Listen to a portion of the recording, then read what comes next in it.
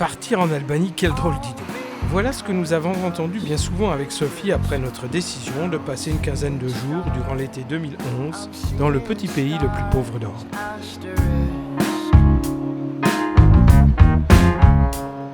L'Albanie a mauvaise réputation.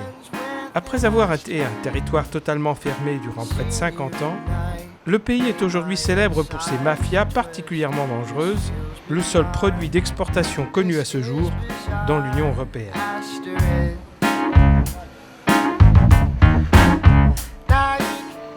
En bordure de la place Skanderberg, à l'époque en travaux, se tient la ravissante petite mosquée Etembe. Elle a échappé à la destruction durant la période communiste grâce à son statut de patrimoine culturel. C'est un petit sanctuaire paisible dans la ville.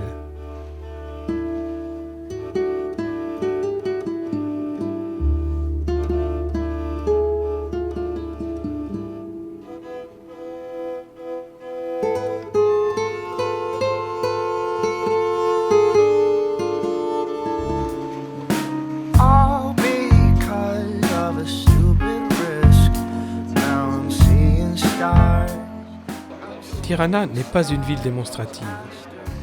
Elle ressemble plus à une grande ville du Maghreb ou du Proche-Orient qu'à une capitale européenne. On sent qu'elle sort lentement de sa léthargie après 50 ans d'une dictature communiste particulièrement sévère.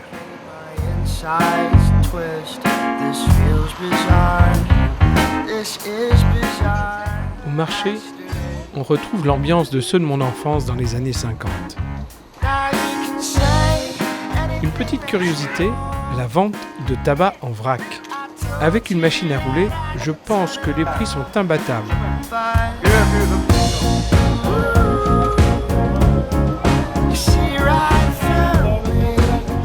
Nous ne sommes pas loin de la mer et le poisson est abondant. Et les poissonniers ne font pas de manière.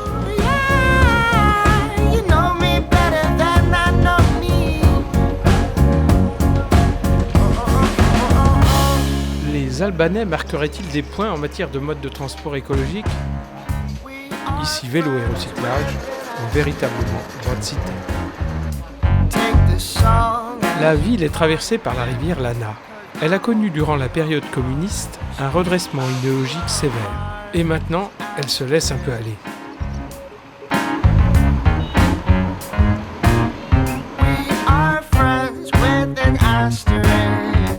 S'il est un quartier agréable à vivre à Tirana, c'est bien celui du bloc. C'est celui que s'était réservé l'ancienne nomenclatura communiste.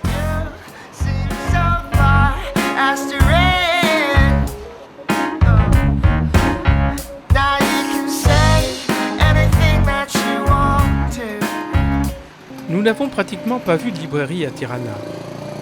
Les livres, ils se trouvent dans des endroits très insolites.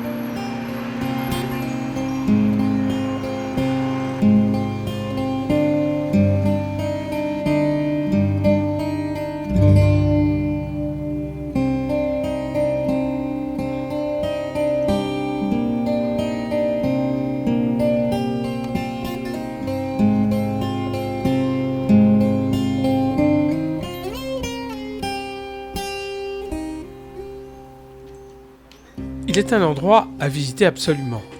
C'est le musée d'art contemporain. On n'y est pas dérangé par la foule et il recèle de petits trésors de la peinture socialiste. Ce sont pour l'essentiel des œuvres officielles.